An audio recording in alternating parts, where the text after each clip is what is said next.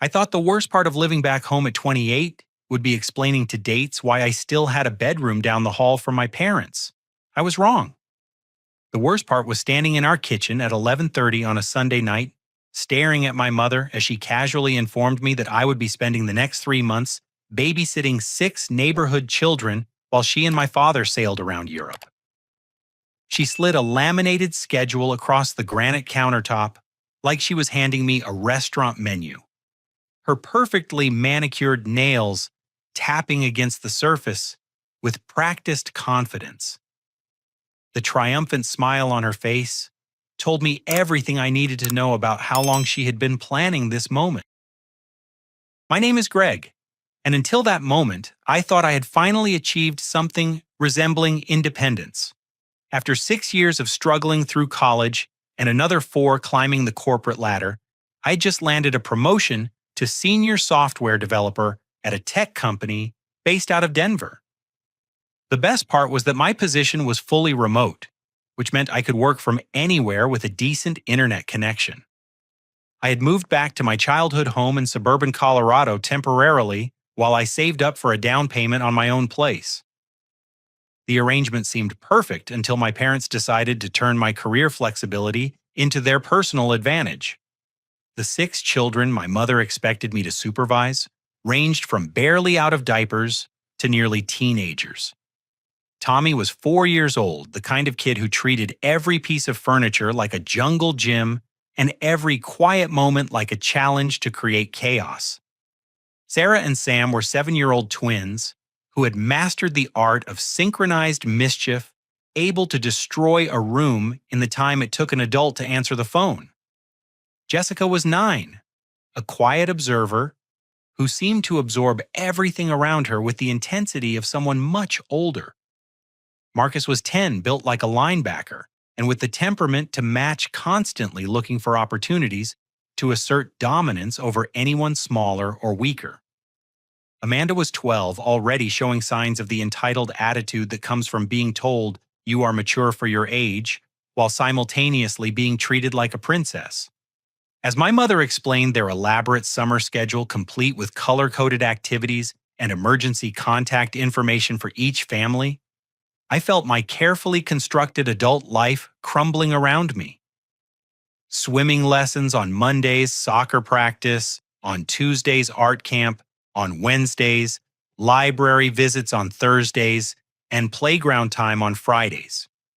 Each child had different dietary restrictions, medication schedules, and behavioral triggers that needed to be managed. The weekend schedule was even more demanding with birthday parties, family visits, and recreational activities that would require constant transportation and supervision. What made the situation truly unbearable was not just the scope of responsibility being dumped on me, but the casual way my parents assumed I would accept it. My father stood in the doorway, wearing his new cruise attire, already mentally checked out and focused on their upcoming adventure. My mother spoke about the arrangement as if it was a foregone conclusion, using phrases like, "We knew you would understand," and "family comes first," with the kind of confidence that suggested she had never considered the possibility that I might refuse.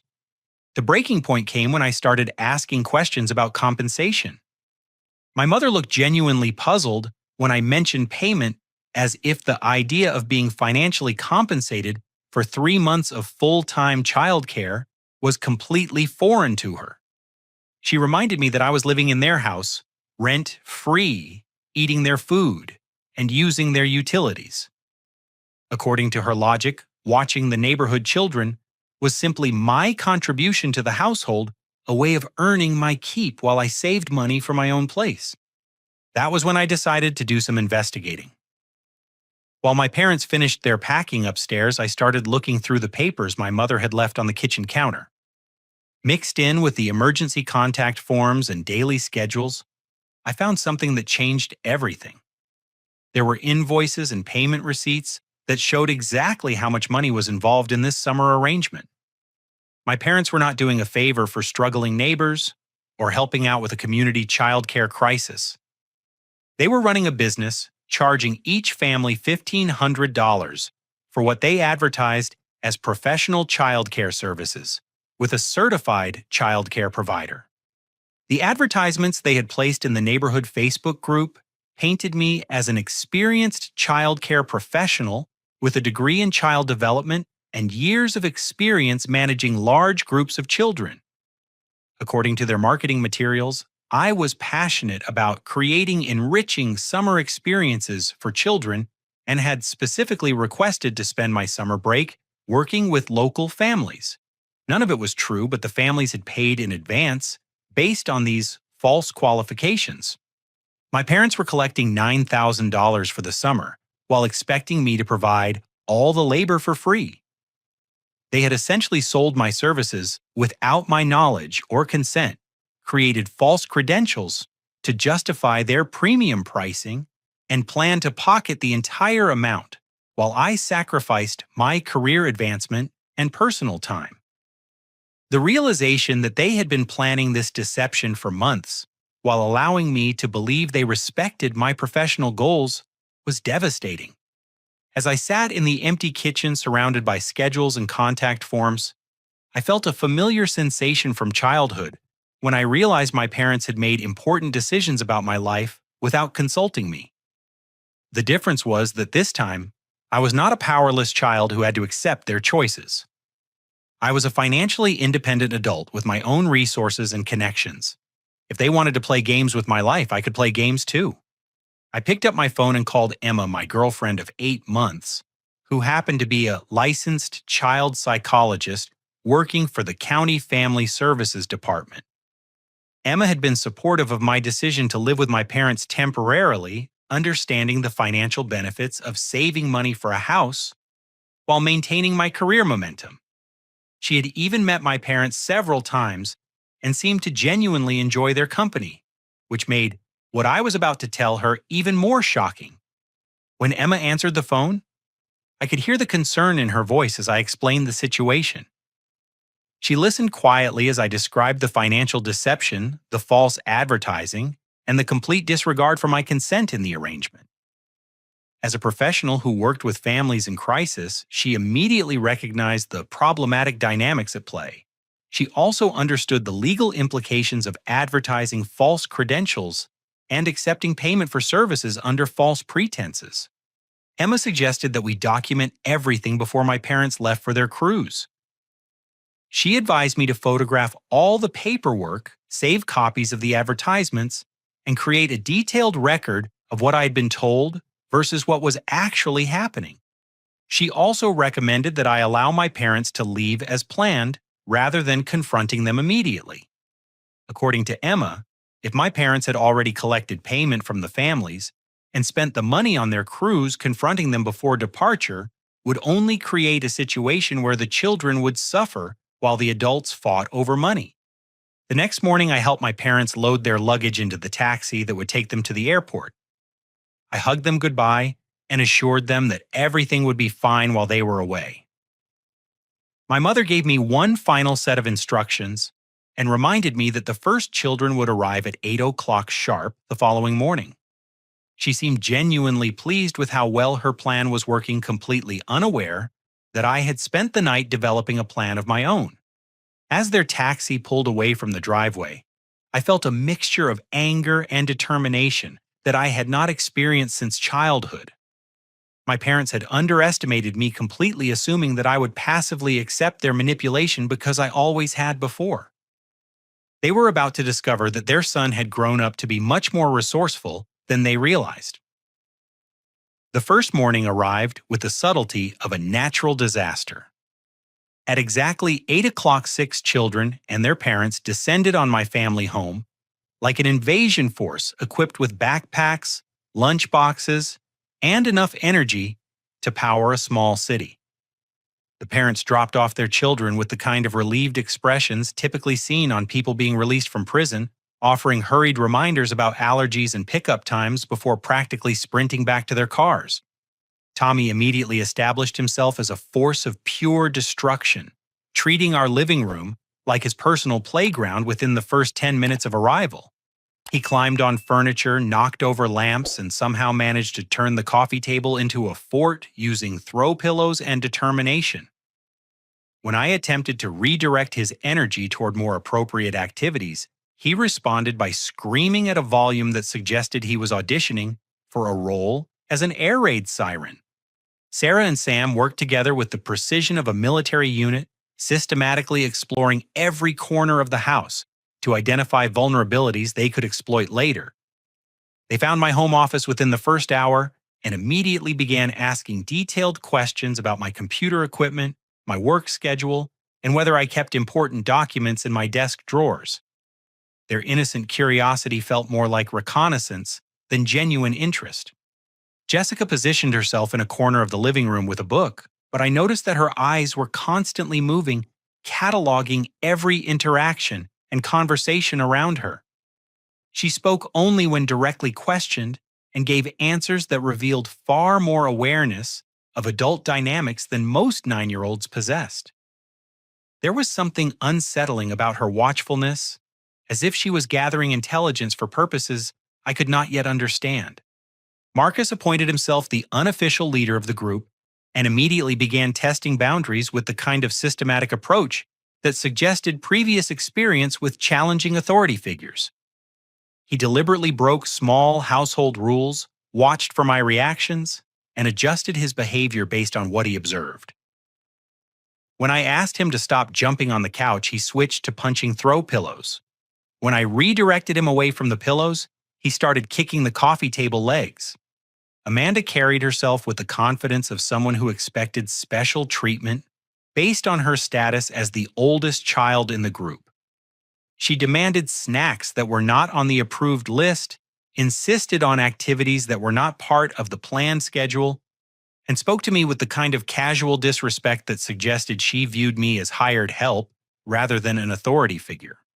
By lunchtime on the first day, I realized that managing 6 children with vastly different personalities and energy levels was only part of the challenge. The real problem was that none of them seemed to respect my authority or take seriously any boundaries I attempted to establish. They treated my instructions like suggestions, my rules like negotiations, and my attempts at discipline like entertainment. The situation escalated dramatically on Tuesday morning when Tommy decided to conduct a scientific experiment involving the upstairs bathroom sink, 3 rolls of toilet paper, and approximately half a bottle of liquid soap. I discovered his research project when water began dripping through the kitchen ceiling directly onto the breakfast table. By the time I reached the bathroom, Tommy had created a flood that would have impressed professional water damage restoration specialists. While I was dealing with Tommy's aquatic disaster, Sarah and Sam used the distraction to explore my home office in greater detail. They managed to disconnect my computer monitors, rearrange my desk drawers, and somehow reset all my keyboard shortcuts to random combinations that made normal typing nearly impossible. When I confronted them about the unauthorized office visit, they claimed they were just trying to help me organize my workspace. The twins' sabotage of my office equipment was particularly devastating because I had important client presentations scheduled for later in the week. My remote work arrangement depended on maintaining professional standards and meeting deadlines, both of which became nearly impossible when I was spending my days cleaning up disasters and searching for missing equipment that had been mysteriously relocated throughout the house. Marcus escalated his boundary testing on Wednesday by deliberately breaking one of my mother's decorative vases during what he claimed was an accident while playing indoor soccer with a rolled-up sock. The vase had been a wedding gift that my parents displayed prominently in the living room, and its destruction felt like a deliberate challenge to my ability to maintain order in their absence. When I explained that indoor soccer was not an appropriate activity, Marcus responded by suggesting that maybe I needed to provide better entertainment options if I wanted him to avoid accidents. Jessica's role in the group dynamic became clearer as the week progressed. She rarely participated in the destructive activities directly, but she never warned me about what the other children were planning either. Instead, she watched from the sidelines with the detached interest of someone observing a social experiment. Her silence felt deliberately strategic, as if she was protecting information that might be valuable later. Amanda's challenges to my authority became more sophisticated as she realized that direct confrontation was less effective than subtle manipulation. She began questioning every decision I made, from meal choices to activity scheduling, always phrasing her objections as helpful suggestions or innocent questions. Her technique was particularly effective because it forced me to justify routine decisions while undermining my confidence in my own judgment. The parents who picked up their children each evening seemed blissfully unaware of the daily chaos their offspring had created. They asked generic questions about how the day had gone and accepted my diplomatically edited responses without much interest in details. Several parents mentioned how convenient the arrangement was for their summer plans and how grateful they were to have found such reliable childcare at reasonable rates. By Thursday, I began to suspect that the children's behavior was more coordinated than coincidental. The timing of their various disruptions seemed too well orchestrated to be random, and their ability to create maximum chaos with minimum effort suggested advanced planning. When I mentioned this observation to Emma during our nightly phone call, she encouraged me to pay closer attention to how they communicated with each other and whether there were patterns in their disruptive behavior. Emma also suggested that I begin documenting the children's activities with photographs and written records, both as protection against potential accusations of neglect and as evidence of what was actually happening during the day. She helped me set up a discrete monitoring system using my smartphone and laptop cameras that would allow me to record interactions without the children's knowledge. Friday morning brought the most revealing incident of the week. I overheard Jessica having a quiet conversation with Marcus about whether they were supposed to make me more frustrated or if they should wait until the weekend to implement the next phase of their plan. When I asked Jessica what plan she was referring to, she immediately claimed that she had been talking about their plan to build a fort in the backyard after lunch.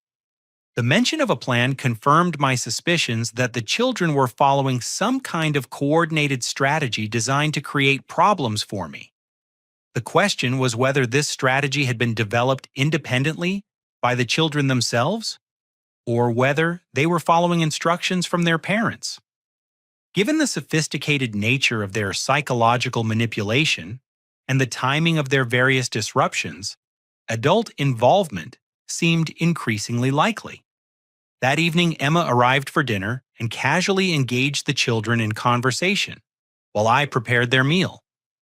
As a trained child psychologist, she was skilled at asking questions that seemed innocent while gathering important information about family dynamics and behavioral motivations. Her conversation with the children revealed several concerning details about what they had been told to expect from their summer experience and how they had been instructed to handle various situations.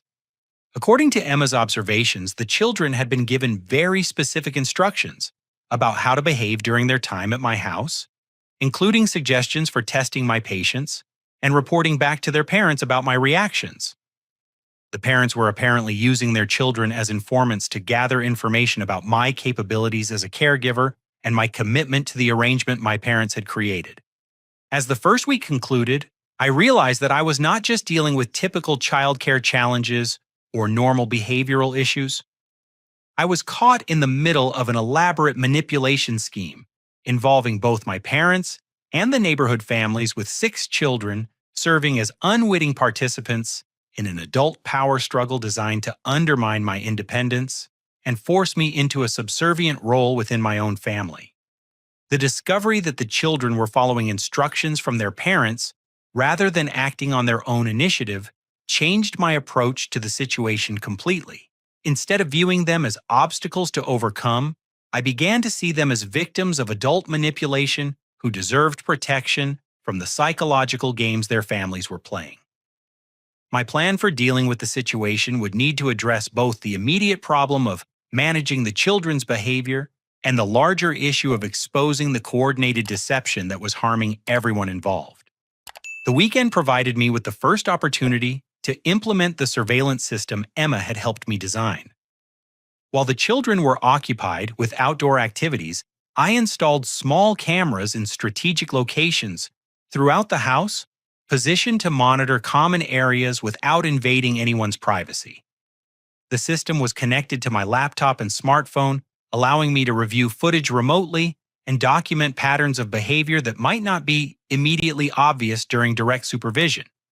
Emma also helped me research the legal requirements for recording in my own home and ensured that our documentation efforts would be admissible as evidence if the situation escalated to involve law enforcement or family services.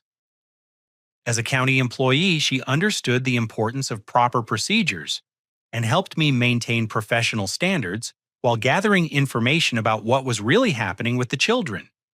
Monday morning brought a new level of sophistication to the children's disruptive activities.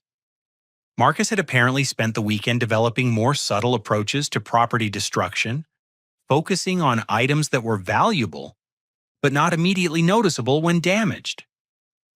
I caught him attempting to scratch the surface of my laptop screen with a paper clip, claiming that he was just trying to clean off a smudge that he had noticed. When I confronted Marcus about deliberately damaging my equipment, he became defensive and accused me of being paranoid and unfair. His reaction was so perfectly calibrated to make me appear unreasonable that I suspected he had been coached on how to respond to challenges about his behavior. The performance was too polished for a 10-year-old to have developed independently. Sarah and Sam had upgraded their office sabotage to include more technical interference with my work equipment. They had somehow learned how to access my computer settings and had spent time over the weekend researching how to create problems that would be difficult to trace but would significantly impact my productivity. On Monday morning, I discovered that they had changed all my software configurations, deleted important shortcuts, and somehow managed to corrupt several data files. The twins' technical knowledge was impressive for 7-year-olds, but it raised questions about where they had acquired such specific information about computer systems. When I asked them how they had learned to modify software settings, they claimed they had just been experimenting and had not realized they were causing problems. Their explanation was plausible enough to avoid direct consequences, but sophisticated enough to suggest adult guidance. Amanda had developed a new strategy focused on social manipulation rather than direct confrontation. She began making comments designed to undermine my confidence and authority, suggesting that I seemed stressed and overwhelmed by the responsibilities of childcare. Her observations were framed as expressions of concern, but they were clearly intended to plant seeds of doubt about my competence and stability. Jessica continued her role as the group's intelligence gatherer, but I noticed that she was paying particular attention to my phone calls and computer activities. She had developed techniques for listening to conversations from adjacent rooms and had become skilled at reading computer screens from across the room. Her surveillance skills were remarkable for someone her age and suggested training that extended beyond normal childhood curiosity. Tommy's destructive activities had evolved to include more targeted attacks on items that would be expensive or impossible to replace. On Tuesday, he managed to spill grape juice on important documents that were spread across my desk, claiming that he had been trying to bring me a snack as a surprise. The timing of his accident was suspiciously perfect, occurring just moments after I had received an important phone call from a client. The pattern of escalating sabotage confirmed that the children were working from some kind of coordinated plan, designed to create maximum disruption with minimum risk of serious consequences. Each incident was carefully calibrated to appear accidental or innocent, while causing genuine problems for my work and personal life. The sophistication of their approach suggested adult planning and supervision. Wednesday afternoon brought the most shocking revelation yet. While reviewing surveillance footage from the previous day, I witnessed Marcus systematically searching through drawers and cabinets in my bedroom, carefully photographing the contents with a smartphone that I had never seen him use before. He was not randomly exploring or playing with interesting objects. He was conducting a deliberate inventory of valuable items and personal belongings. When I confronted Marcus about the unauthorized search of my bedroom, he initially denied being in the room at all. When I showed him the video evidence, his demeanor changed completely. Instead of the defiant attitude he typically displayed when caught misbehaving, he became genuinely frightened and began crying in a way that suggested real distress rather than manipulation. Through gentle questioning, I learned that Marcus had been given specific instructions by his father to identify and photograph valuable items in the house, with promises of significant rewards for gathering useful information. His father had told him that my parents had asked for help keeping track of their possessions while they were away, and that Marcus would be helping protect the family by documenting what was in the house. Marcus's confession opened the door to understanding the larger scope of what was happening. The children were not just being instructed to create behavioral problems and test my patience. They were being used as reconnaissance agents to gather information about the financial resources and personal vulnerabilities of my family. The parents were using their children to conduct espionage operations under the guise of innocent childcare arrangements. The discovery that Marcus had been promised $200 for each successful mission he completed explained the escalation in his disruptive behavior and his willingness to risk serious consequences for relatively minor acts of sabotage. He was not acting out due to behavioral problems or lack of supervision. He was following a detailed assignment list provided by his father and motivated by financial incentives that were significant from a 10-year-old's perspective. As Marcus continued to open up about his instructions, other children began admitting their own assigned tasks. Sarah revealed that she had been told to delete any computer files that seemed related to money or business, with the explanation that she was helping protect my family's financial privacy from potential identity thieves. Sam admitted that he had been recording conversations using a small device his mother had hidden in his backpack, with instructions to capture any discussions about money travel plans or family conflicts. Amanda's role was perhaps the most disturbing. She had been instructed to engage me in inappropriate conversations and to create situations that could be misinterpreted or taken out of context if they were recorded or witnessed by other adults. Her parents had coached her on how to manipulate interactions to create compromising situations that could be used to discredit me if necessary. Even Jessica had been assigned specific responsibilities, though her tasks were more focused on psychological observation than direct action. She had been told to monitor my emotional state, document any signs of stress or instability, and report back on how I interacted with the other children when I thought no one was watching. The revelation that all 6 children were operating under detailed instructions from their parents transformed my understanding of the situation completely. This was not a simple case of my parents making poor decisions about summer childcare arrangements.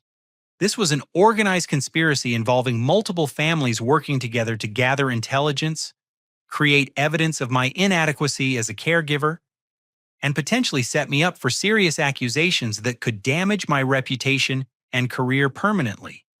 Emma's reaction to the children's confessions was both professional and personal.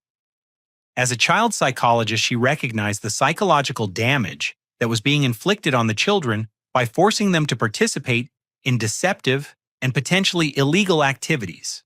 As my girlfriend, she was horrified by the scope of the manipulation and the potential consequences if the parents' plan had been allowed to continue unchecked. Together, we developed a strategy for protecting both the children and ourselves while gathering evidence of the conspiracy that was unfolding. Emma contacted her supervisor at the County Family Services Department to report suspected child manipulation and to request guidance on proper procedures for documenting and addressing the situation. She also helped me contact a family attorney who specialized in cases involving fraud and elder abuse. The attorney's initial assessment was that my parents and the neighborhood families had potentially committed several serious crimes, including fraud, conspiracy, child endangerment, and extortion. The fact that they had used children to conduct surveillance and gather evidence for potential blackmail elevated the situation beyond simple financial deception into criminal territory that could result in felony charges. As Wednesday evening concluded, I realized that my summer had become about much more than simply surviving 3 months of unwanted babysitting responsibilities. I was now responsible for protecting 6 children from their own families while building a legal case against adults who had severely underestimated both my intelligence and my commitment to doing the right thing, regardless of the personal cost. Thursday morning brought an unexpected complication when Amanda's mother arrived for an unannounced visit, claiming she had forgotten to include important allergy medication in her daughter's daily supplies. Her casual explanation seemed plausible until I realized that she was systematically observing the condition of the house, the behavior of the children, and my responses to various situations that arose during her visit. Amanda's mother timed her arrival perfectly to witness Tommy in the middle of one of his most spectacular meltdowns, a screaming tantrum that I had been secretly recording as evidence of the behavioral manipulation the children had been subjected to. Instead of seeing a child who had been pushed beyond his emotional limits by adult manipulation, she saw what appeared to be completely inadequate supervision and lack of appropriate behavioral management. The surveillance footage I'd been collecting suddenly became a double-edged sword. While it provided evidence of the children's coordinated sabotage activities and their confessions about following parental instructions, it also documented moments when their behavior appeared genuinely out of control. And my responses seemed insufficient to outside observers who lacked context about what was really happening. Amanda's mother spent approximately 30 minutes observing our daily routine, asking pointed questions about scheduling meal planning, educational activities, and emergency procedures. Her questions were framed as innocent curiosity about how I was managing such a large group of children, but they felt like a formal evaluation designed to identify weaknesses in my caregiving approach. During her visit, Amanda's behavior changed dramatically from the manipulative testing I had grown accustomed to over the previous weeks. She became clingy and emotional, complaining about being hungry, despite having eaten breakfast less than 2 hours earlier. She also mentioned being tired and having trouble sleeping at night, creating the impression that her basic needs were not being adequately met. The performance was convincing enough that I began to question whether Amanda's manipulative behavior had been genuine, or whether she was actually struggling with the pressure of following her parents' instructions while maintaining normal childhood activities. The psychological toll of participating in the adult conspiracy was clearly affecting all the children in different ways. After Amanda's mother left, I contacted Emma immediately to discuss the implications of the unexpected evaluation visit. Emma pointed out that the timing was not coincidental and that the other families were likely coordinating their information gathering to build a comprehensive case against my competence as a caregiver. The goal was probably to create documented evidence that could be used to demand refunds from my parents or to justify breaking their contracts without financial penalty. Emma also warned me that the families might be building toward more serious accusations that could involve law enforcement or family services investigations. If they could document evidence of neglect or inappropriate behavior, they could potentially file criminal charges that would destroy my reputation and career, even if they were ultimately proven false. Friday afternoon brought the crisis I had been dreading. Marcus's father arrived to pick up his son in an obviously intoxicated state, reeking of alcohol, and speaking with the slurred speech patterns that indicated serious impairment. When Marcus saw his father's condition, he became visibly frightened and asked if he could stay at my house until his father felt better. Marcus's father responded to his son's request with anger that quickly escalated to verbal abuse directed at both Marcus and me. He accused me of turning his son against him and claimed that Marcus had been lying about the instructions he had been given regarding surveillance and sabotage activities. According to his father, Marcus was making up stories to get attention and to avoid taking responsibility for his own behavioral problems. The confrontation became physical when Marcus's father grabbed his son's arm roughly and began dragging him toward the car, despite Marcus's obvious distress and my attempts to intervene diplomatically. When I suggested that perhaps someone else could provide transportation since he had been drinking, Marcus's father turned his aggression toward me with threats that felt genuinely dangerous. I immediately called the police while trying to position myself between Marcus and his father, who had become increasingly agitated as he realized that his behavior was being witnessed and potentially recorded. The other children were terrified by the scene unfolding in our driveway, with several of them crying and asking if Marcus was going to be hurt by his father. The police arrived within minutes and immediately assessed the situation as a potential case of child endangerment and domestic violence. Marcus's father was given a field sobriety test that he failed dramatically, resulting in his arrest for public intoxication and attempted child endangerment. Marcus was placed in temporary protective custody, while social services determined the safest placement for him until his father could demonstrate sobriety and appropriate parenting capabilities. The incident created a formal record that documented many of the concerns Emma and I had been discussing privately. The police report included Marcus's statements about being instructed to conduct surveillance activities and his fear of disappointing his father by failing to complete assigned missions.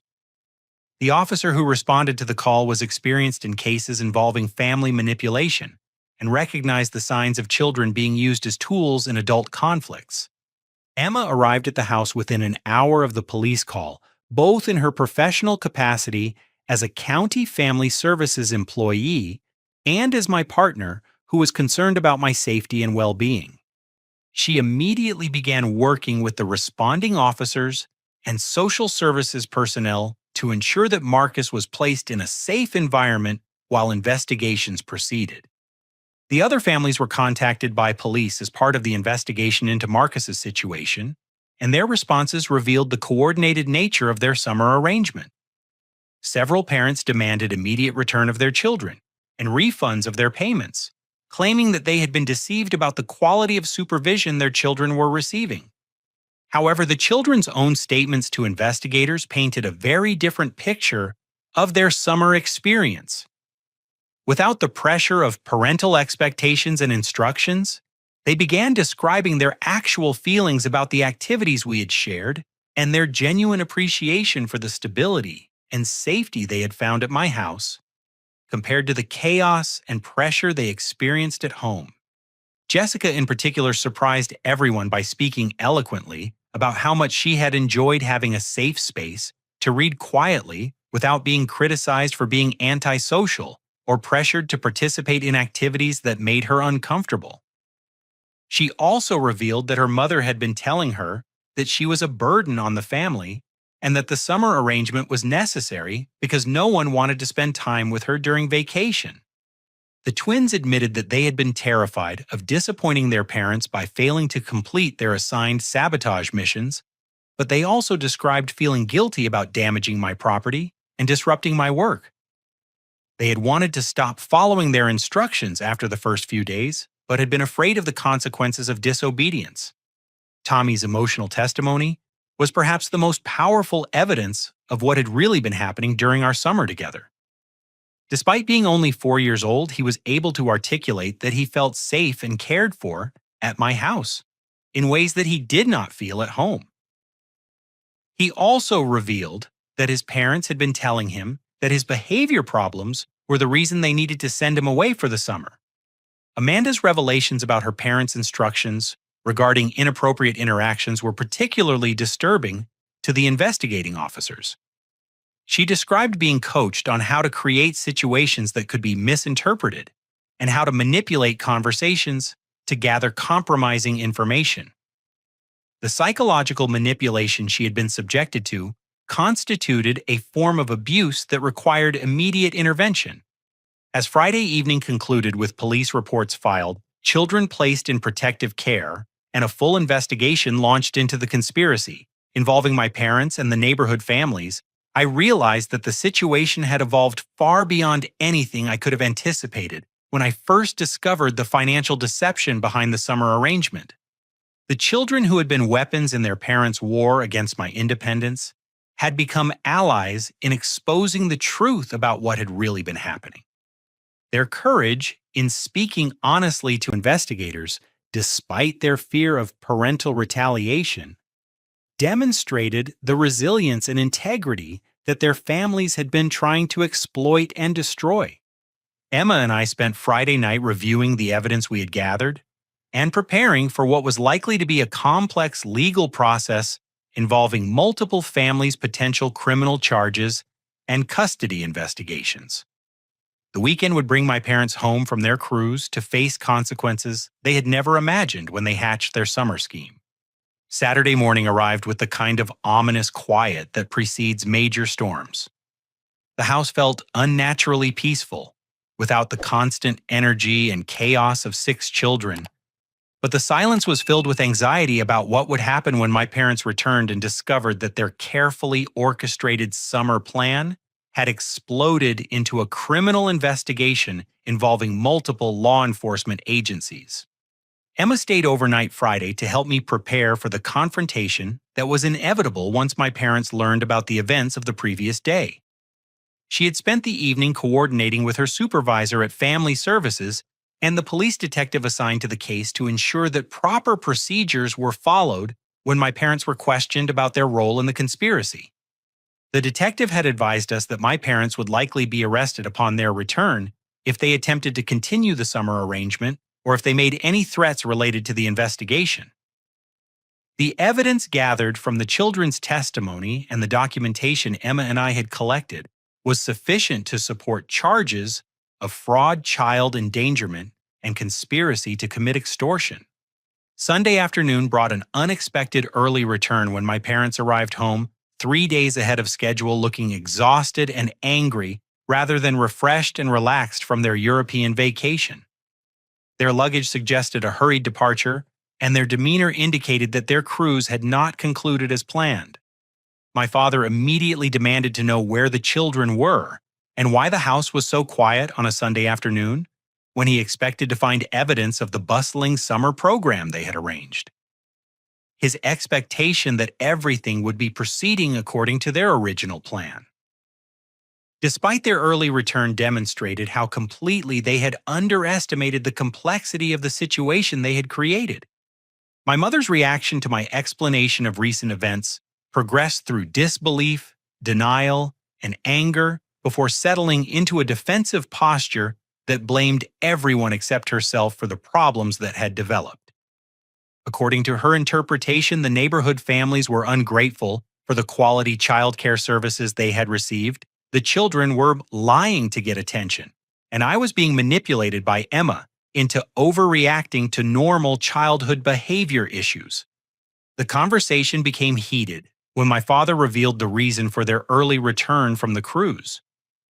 They had been caught cheating at casino games aboard the ship and had been asked to disembark at the nearest port with their gambling privileges permanently revoked. The money they had collected from the neighborhood families for summer childcare had been lost to poor gambling decisions and casino security investigations.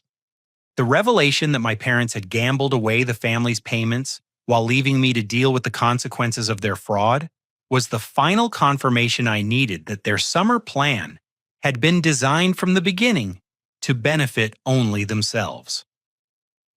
They had never intended to use the child care payments for legitimate business expenses or to compensate me for my labor. My mother's response to learning about the police investigation was to suggest that we could still salvage the situation by claiming that the children had been making up stories and that the whole incident with Marcus's father had been a misunderstanding. She seemed genuinely confused about why I was unwilling to lie to law enforcement officers to protect the family from the consequences of their own actions. The confrontation escalated when my father threatened to evict me from the house immediately unless I cooperated with their efforts to minimize the legal consequences of the investigation. He seemed to believe that my financial dependence on their housing arrangement would force me to choose family loyalty over honesty with law enforcement. Emma's arrival during the height of the argument changed the dynamic completely. Her presence as both a county employee and a witness to the conversation meant that any threats or attempts at intimidation would be documented and could be used as evidence in the ongoing investigation. Her professional training also allowed her to recognize signs of the psychological manipulation that my parents had apparently been using against me for years. The moment that defined the entire confrontation came when Detective Rodriguez arrived with the family services caseworker who had been assigned to the case. My parents' reaction to seeing official investigators at their door was immediate panic, followed by desperate attempts to control the narrative about what had really happened during their absence. My mother tried to convince the detective that the children had been happy and well cared for under my supervision, but that they were now being influenced by Emma to make false accusations against their families. She suggested that Emma had ulterior motives for encouraging the investigation and was using her professional position to create problems where none had existed before. Detective Rodriguez had extensive experience dealing with family manipulation cases and was not impressed by my parents' attempts to deflect responsibility or blame others for the situation they had created. He presented them with evidence that included financial records, surveillance footage, and detailed statements from all 6 children describing their assigned missions and the psychological pressure they had experienced. The detective also revealed that the investigation had expanded beyond the immediate case involving my family to include a broader examination of potential fraud and child abuse, involving all the neighborhood families who had participated in the summer arrangement. Several families were facing charges related to their use of children as informants and their coordination of activities designed to gather evidence for potential blackmail or extortion. My father's response to learning about the scope of the investigation was to attempt to negotiate a deal that would minimize their legal exposure in exchange for cooperation with the ongoing inquiry. He offered to provide information about the other families' involvement in the conspiracy if charges against him and my mother could be reduced or eliminated entirely. Detective Rodriguez explained that any cooperation agreement would need to be negotiated through the district attorney's office and would depend on the extent of their involvement in the conspiracy and their willingness to make full restitution to all affected parties.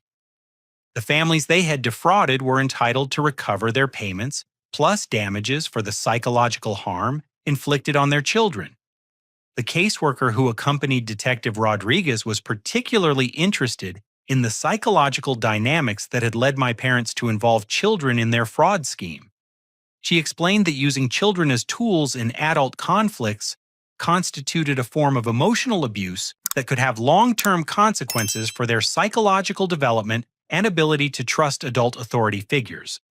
As Sunday evening concluded with my parents facing the reality of potential criminal charges and civil liability that could destroy their financial security and reputation in the community, I felt a mixture of sadness and relief that the truth was finally being acknowledged by people with the authority to address it appropriately.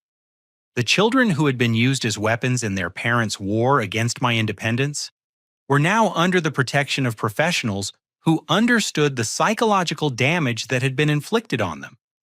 Emma and I had successfully documented and exposed a conspiracy that could have continued indefinitely if we had not been willing to stand up against family pressure and community expectations. My parents' assumption that I would prioritize family loyalty over moral integrity had been proven spectacularly wrong. Their underestimation of my resources, intelligence, and commitment to protecting vulnerable children had led them into a legal nightmare that would have consequences extending far beyond the end of summer vacation. The breaking point had been reached, and there was no possibility of returning to the manipulative family dynamics that had characterized my relationship with my parents throughout my childhood and early adulthood. The summer they had intended to use for establishing control over my independence had instead become the catalyst for my complete liberation from their psychological manipulation. Monday morning brought the beginning of formal legal proceedings that would determine the consequences for all the adults involved in the summer conspiracy. The district attorney's office had reviewed the evidence collected by Detective Rodriguez and Emma's family services team and had decided to pursue criminal charges against my parents and several neighborhood families for fraud, child endangerment, and conspiracy to commit extortion. The family court hearing scheduled for Tuesday would determine temporary custody arrangements for the children while their parents faced criminal charges and underwent psychological evaluations to assess their fitness for unsupervised parenting. Judge Patricia Morrison, who presided over family court cases involving child welfare, had a reputation for taking child manipulation cases seriously and imposing severe consequences on adults who used children as tools in their personal conflicts. Emma had been assigned as the primary caseworker for all 6 children, which meant she would be responsible for coordinating their psychological evaluations, monitoring their placement in foster care or with relatives, and developing long-term treatment plans to address the trauma they had experienced during the summer. Her professional relationship with the case created some complexity for our personal relationship, but her supervisor had determined that her existing knowledge of the situation made her the most qualified person to manage the children's needs. Tuesday's court hearing provided the first opportunity for all 6 children to speak directly to Judge Morrison about their experiences during the summer and their feelings about their family situations. The judge had arranged for child advocates to be present to support the children during their testimony and to ensure that their voices were heard clearly in the legal process. Jessica was the first child to testify, and her articulate description of the psychological pressure she had experienced at home shocked everyone in the courtroom. She explained that her mother had been telling her for months that she was a social burden because of her preference for reading quietly rather than participating in group activities. The summer arrangement had been presented to Jessica as an opportunity for her to learn how to be more social and outgoing, but she had been given specific instructions to monitor my behavior and report any signs that I was becoming frustrated with her presence. Jessica's testimony revealed that she had been living with constant anxiety about disappointing her mother while simultaneously feeling guilty about the surveillance activities she had been assigned. Her description of finding genuine acceptance and safety at my house brought several people in the courtroom to tears, including Judge Morrison, who had presided over hundreds of child welfare cases during her career. Marcus's testimony was particularly powerful because he was able to describe in detail the specific instructions his father had given him regarding property damage and theft. He explained that his father had promised him significant financial rewards for creating problems that would make me appear incompetent as a caregiver, with bonuses for gathering photographic evidence of valuable items in the house. Marcus also revealed that his father had been drinking heavily throughout the summer and had become increasingly angry when Marcus expressed reluctance to continue following his assigned missions. The pressure to earn his father's approval through successful completion of sabotage activities had been creating behavioral problems at home that extended far beyond the summer arrangement. Sarah and Sam testified together holding hands for emotional support as they described the fear they had felt about disappointing their parents by failing to complete their assigned computer sabotage tasks. They explained that they had been told that my work was not important and that creating problems with my equipment would teach me valuable lessons about responsibility and time management. The twins also revealed that they had been experiencing nightmares and anxiety attacks related to the guilt they felt about damaging my property and disrupting my career activities.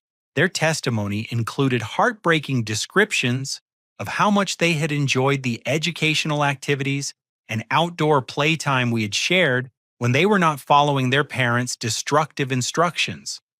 Amanda's testimony was perhaps the most disturbing because it revealed the sophisticated psychological manipulation she had been subjected to regarding interactions with adult men. Her parents had coached her on how to create situations that could be misinterpreted as inappropriate behavior on my part, with detailed instructions about conversation topics and physical positioning that could be used to support false accusations if necessary. Amanda described feeling confused and uncomfortable about the role she had been assigned, particularly because she had genuinely enjoyed many of our conversations about books, movies, and her interests in art and music. The contrast between the natural mentorship relationship that had developed and the manipulative agenda her parents had imposed had created significant psychological conflict for her. Tommy's testimony was limited due to his age, but his simple statements about feeling safe and loved at my house were powerful evidence of the positive relationships that had developed despite the adult conspiracy designed to undermine them. His description of being afraid to go home because his parents were angry about his behavior problems provided clear evidence of the emotional abuse he had been experiencing.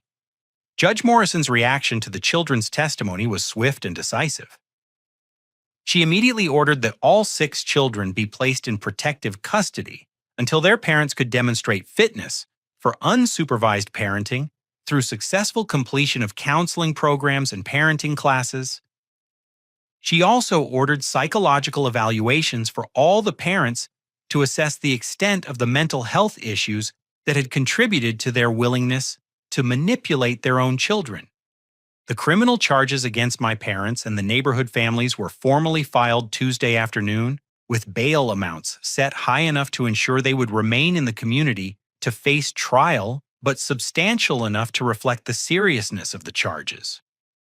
The district attorney's office indicated that plea negotiations would be possible only if all defendants were willing to make full restitution to affected parties and accept responsibility for the psychological harm inflicted on the children.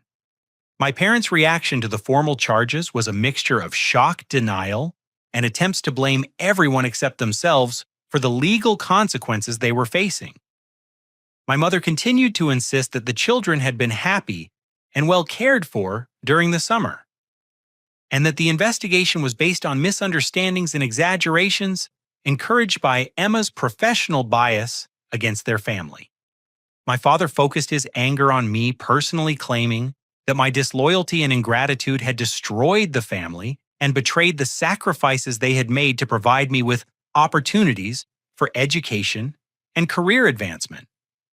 His inability to acknowledge the fraud and manipulation that had precipitated the legal crisis demonstrated the depth of his psychological investment in viewing himself as the victim rather than the perpetrator. The neighborhood families' responses varied from complete denial to desperate attempts at damage control through private settlement offers. Several families approached Emma and me through their attorneys to propose financial arrangements that would compensate us for our time and expenses in exchange for our cooperation in minimizing the criminal charges against the parents. Detective Rodriguez advised us that accepting private settlements could potentially interfere with the criminal prosecution and might send the message that child manipulation and fraud were acceptable if the perpetrators were willing to pay financial penalties. The district attorney's office was committed to pursuing criminal charges regardless of any civil settlements that might be negotiated separately. Wednesday brought news that Marcus's father had been charged with additional offenses related to his alcohol abuse and the threats he had made against me during the confrontation that led to his arrest. His pattern of using his son as a tool for harassment and surveillance while under the influence of alcohol represented a particularly serious form of child endangerment that carried enhanced penalties. The investigation had also revealed that several of the families had been sharing information and coordinating their children's activities through group text messages and private social media groups. The documentation of their conspiracy provided clear evidence that the summer arrangement had been designed from the beginning as a coordinated effort to manipulate and control my behavior rather than a legitimate childcare program. As the week concluded with all the adults facing serious legal consequences and all 6 children under the protection of family services, I felt a profound sense of relief that the truth had been fully revealed and appropriately addressed. The children who had been forced to participate in their parents' manipulation schemes were finally safe from the psychological abuse that had been disguised as normal family expectations. The courage they had shown in speaking honestly about their experiences, despite their fear of disappointing their parents, had been the key factor in exposing the full scope of the conspiracy and ensuring that justice would be served for everyone involved. 6 months later, I stood in the kitchen of my new home preparing breakfast for what had become the most unexpectedly fulfilling family arrangement of my life. The legal proceedings had concluded with plea agreements that required all the adults involved to complete extensive counseling programs, perform community service related to child welfare, and make full financial restitution for their fraud and the psychological treatment needed by their children. Jessica and Tommy had been placed in my permanent custody after their parents voluntarily surrendered their parental rights rather than face the extensive rehabilitation requirements that would have been necessary to regain custody.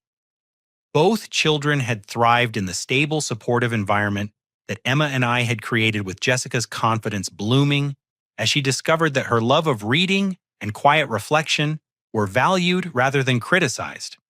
Tommy had transformed from the destructive, attention-seeking child of the summer into a curious, affectionate little boy whose energy was channeled into positive activities like building elaborate block structures and helping with simple cooking tasks. His behavior problems had disappeared entirely once he was removed from the chaotic, manipulative environment that had been creating stress and confusion in his daily life. Marcus had been placed with his paternal grandmother after his father completed an intensive alcohol rehabilitation program and anger management counseling. The relationship between Marcus and me had evolved into a genuine mentorship with weekly visits that allowed him to maintain the positive connections he had formed while working through the trauma of his father's manipulation and abuse. Marcus's transformation had been the most dramatic of all the children. The aggressive, destructive behavior that had characterized his summer activities had been replaced by thoughtful, responsible conduct that reflected his natural leadership abilities. His grandmother reported that he had become protective of younger children and had developed strong moral convictions about honesty and fairness that guided his interactions with peers and adults. Sarah and Sam had been reunited with their maternal aunt after their parents completed family therapy and parenting classes designed to address the psychological dysfunction that had led them to use their children as tools in adult conflicts. The twins visited our house regularly for play dates and holiday celebrations, maintaining the positive relationships that had developed despite the difficult circumstances of our initial meeting. The twins had recovered quickly from their summer trauma, demonstrating the resilience that had allowed them to maintain their essential personalities even while following destructive instructions from their parents. Their natural creativity and intelligence had been redirected toward positive projects like science experiments and art activities that challenged them intellectually without requiring deception or manipulation. Amanda's situation had been the most complex to resolve because the psychological manipulation she had experienced was the most sophisticated and potentially damaging. She had been placed with her father's sister in another state, while her parents underwent intensive therapy to address the disturbing attitudes about gender roles and power dynamics that had led them to coach their daughter in manipulative and potentially dangerous behaviors. Amanda's recovery had been slower than the other children's, requiring specialized counseling to help her develop healthy relationship skills and appropriate boundaries with adult authority figures. Our communication was limited to occasional cards and letters, but her aunt reported that she was making steady progress in rebuilding her self-esteem and learning to trust her own judgment, rather than automatically manipulating others to get her needs met. Emma and I had gotten engaged in the fall, with our wedding planned for the following spring, when Jessica and Tommy would be able to participate as flower girl and ring bearer. Our relationship had been strengthened rather than strained by the crisis we had navigated together, demonstrating our compatibility in terms of values, problem-solving approaches, and commitment to protecting vulnerable people. Emma's professional reputation had been enhanced by her skillful management of the complex case and her ability to balance personal involvement with professional objectivity. She had been promoted to supervise other caseworkers dealing with family manipulation cases and had become a sought-after trainer for law enforcement officers and social workers, learning to recognize signs of psychological abuse involving children. My career had flourished unexpectedly as a result of the integrity I had demonstrated during the summer crisis.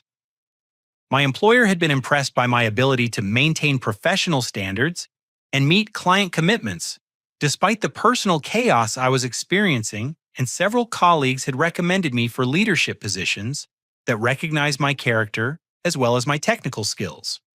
The neighborhood families had gradually rebuilt their reputations through consistent demonstration of improved parenting practices and genuine remorse for their involvement in the conspiracy. Several families had become advocates for child welfare initiatives in the community, using their experiences as examples of how easily parents can lose perspective when focused on adult conflicts rather than children's needs. My parents had been the most resistant to acknowledging the harm they had caused and accepting responsibility for their role in creating the crisis. Their community service assignments had focused on education about elder abuse and family manipulation, forcing them to confront the reality that their behavior toward me and the neighborhood children met the legal definition of abuse regardless of their intentions. The financial restitution my parents had been required to pay had depleted their retirement savings and forced them to sell their house to meet their legal obligations. They had moved to a smaller apartment and were working part-time jobs to supplement their reduced Social Security income. The consequences they were facing were severe but proportional to the harm they had caused and the criminal behavior they had chosen. My relationship with my parents remained strained, but had evolved towards something resembling mutual respect, rather than the manipulative power dynamic that had characterized our interactions throughout my childhood and early adulthood. They had been required to participate in family therapy sessions that helped them understand how their controlling behavior had damaged our relationship and prevented my healthy development into independent adulthood. The therapy sessions had been difficult, but ultimately productive, providing a structured environment for addressing decades of accumulated resentment and miscommunication. My parents had gradually come to understand that their attempts to control my life choices had been driven by their own fears and insecurities rather than genuine concern for my welfare.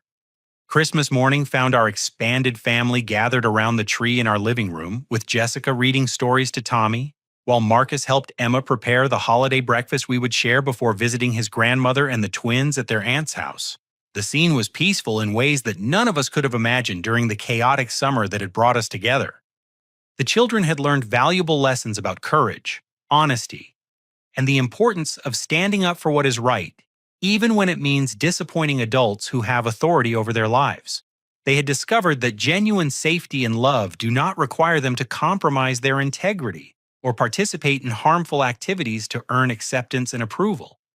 Emma and I had learned that building a family based on choice and commitment rather than biological obligation can create bonds that are stronger and more meaningful than traditional relationships that assume love without requiring demonstration of care and respect. We had created a home environment where every person's individual needs and talents were valued and supported. As I watched Jessica help Tommy build a fortress with his new blocks while Marcus taught them engineering principles about structural stability, I reflected on how the worst summer of my life had become the foundation for the best life I could have imagined. The parents who had tried to use manipulation and control to keep me dependent had instead forced me to develop the independence and integrity that allowed me to create the family I'd always wanted. The lesson that emerged from our experience was both simple and profound. Protecting people you love sometimes requires standing against those who claim to love you. And real family is built through daily choices to support and respect each other, rather than through biological connections or legal obligations. True strength comes not from the ability to control others, but from the willingness to sacrifice personal comfort and security to defend what is right.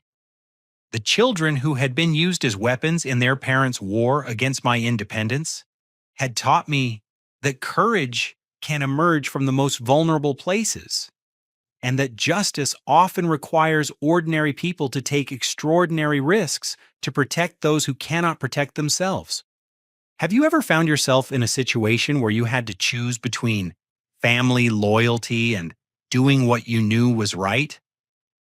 The decision to stand up to people we love is never easy, But sometimes it is the only way to break cycles of manipulation and create healthier relationships for everyone involved.